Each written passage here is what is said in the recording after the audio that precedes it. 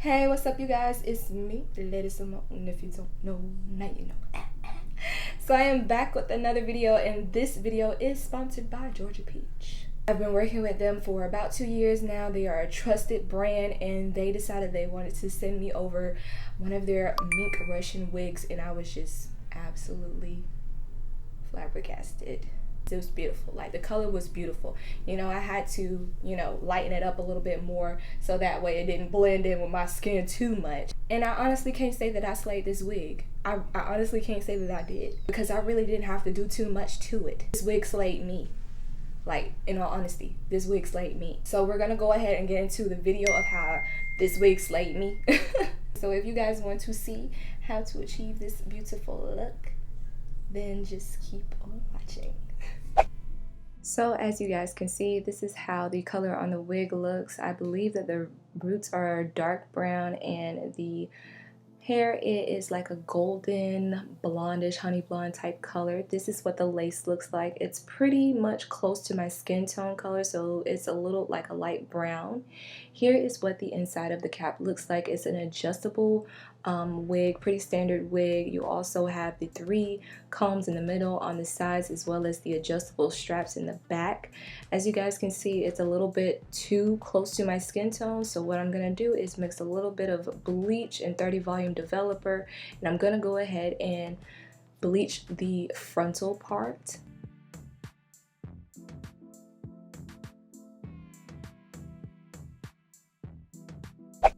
I went ahead and I sectioned off the hair, and I am going to be doing the method called balayage. I'm not a professional, so the best way that I can explain it to you all is painting V's in the hair and making sure you're covering the back as well as the front.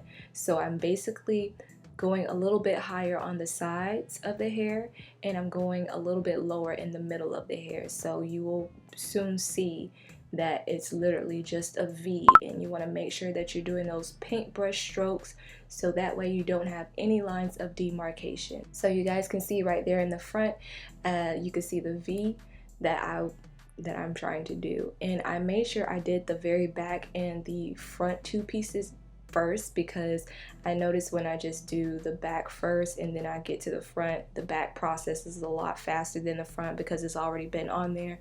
So I wanted to make sure that the smaller pieces in the back process just as fast as the ones in the front that are going to frame my face. So I let this process for about 40 minutes. You do not want to exceed over that. Alright, so I have the wig on my head. I just put some plaits in it because I wanted the crinkly look for this style. I think it'll just look better for the look that I'm going for when it comes to this wig. So I bleached the knots and all that stuff like that. I don't have on a ball cap or anything because I just don't feel like doing a ball cap. So I need to concentrate right now. Hold on.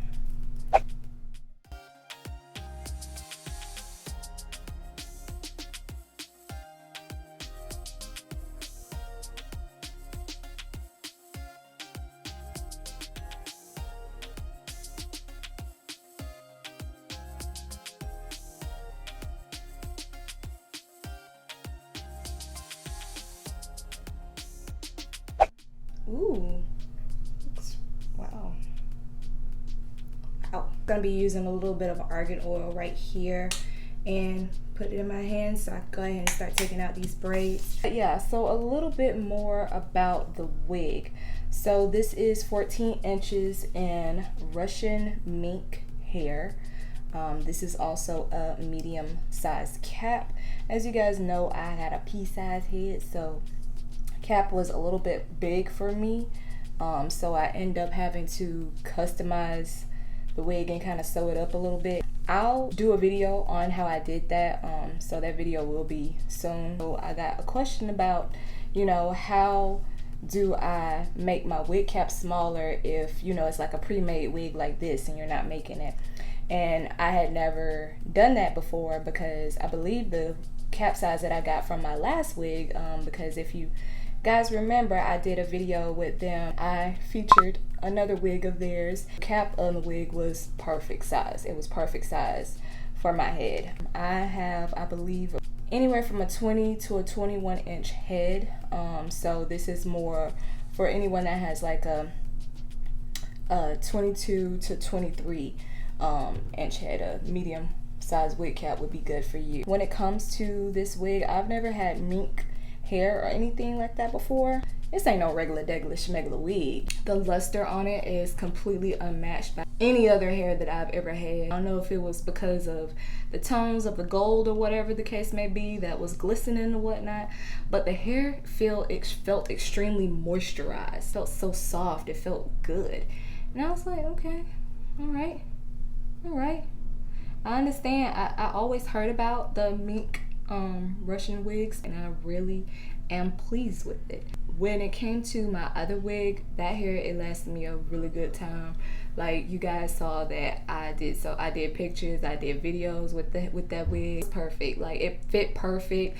I believe that the lace on that one was transparent because, you know, the hair was blonde, so I believe that lace was transparent. You couldn't tell I had a wig on. Like, it was so natural looking, super duper natural looking. And I've been working with this company for about 2 years now, and they're a trusted brand. You are getting what you're paying for, so you know it's quality hair.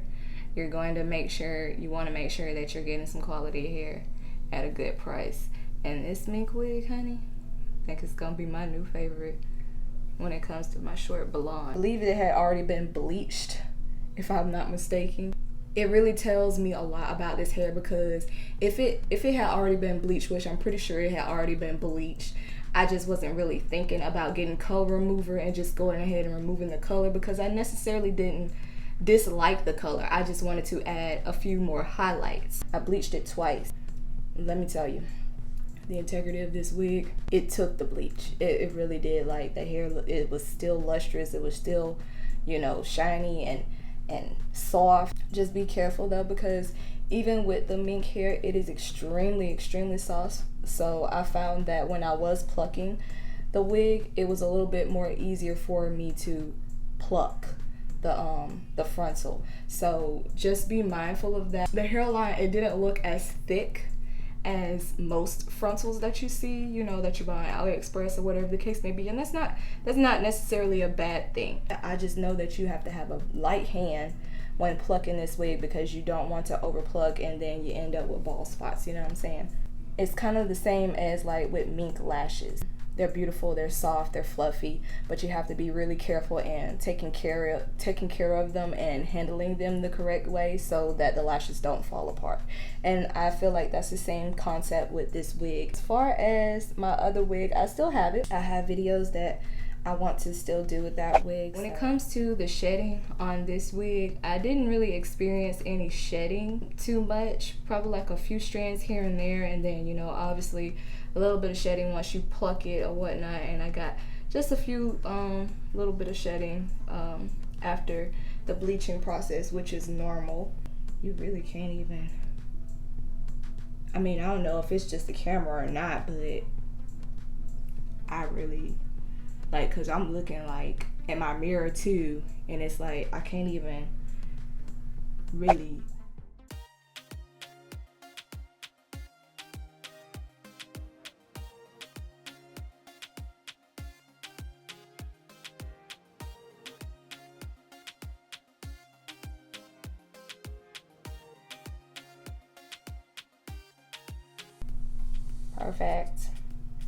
Perfect.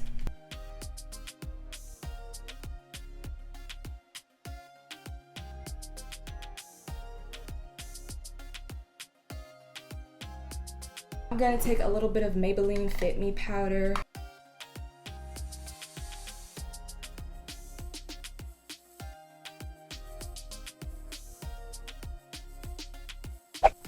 Right here. These are some of the cutest freaking packaging that I've ever seen, like diamond packaging, and these are some very beautiful mink lashes.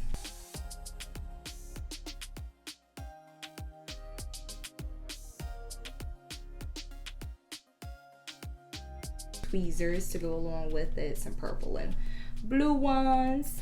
A part of me is like, I want to glue this wig down, but another part of me is like, I don't need to. I don't need to. Gonna use some Duo. Absolutely freaking gorgeous. Like, and they like flutter up so beautifully. Oh, wow.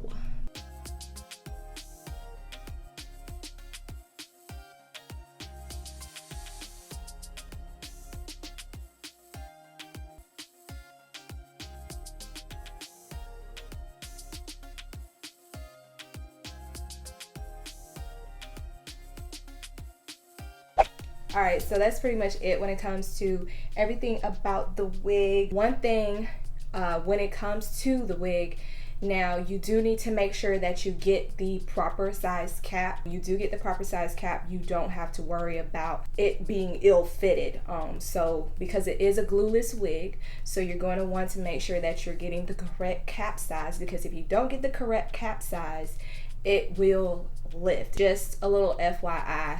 Just make sure that you do get the correct cap size. Make sure you're measuring your head the correct way, so that way it can do what it says it's going to do, which is be glueless, so you don't have to worry about laying it down or anything like that. If you do want a little bit more of it to be like flesh to your head, I would recommend you putting an elastic strap in the back, just so that way it can be as flesh as possible and you don't have to worry about any glue or anything like that if you do get the wrong cap size, or if you just are like me and you prefer the elastic band method. I am extremely in love with the wig. Like, the luster on the hair, the braid out came out super nice. It's giving me those very beautiful Beyonce vibes, so you know, I'm extremely pleased. This is why I love Georgia Peach, because they never cease to amaze me when it comes to how beautiful their frontals are, how beautiful their hair is. You know, it's a trusted brand, and it is Black owned as well, so that's also good. Invest in yourself, because you deserve it.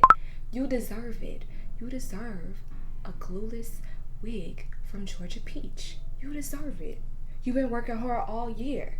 Treat yourself. Treat yourself, okay? So I will make sure that I list all of their information, all of the specs and stuff, and all the details about this wig in the video as well as in the description. Make sure you guys do check out Georgia Peach for all the details. Make sure you guys are following me on all of my social medias, my Snapchat, my Instagram. If you did like this video, give me a big thumbs up, because it does help me out a lot when you guys support my videos. And I will see you in my next one. Bye.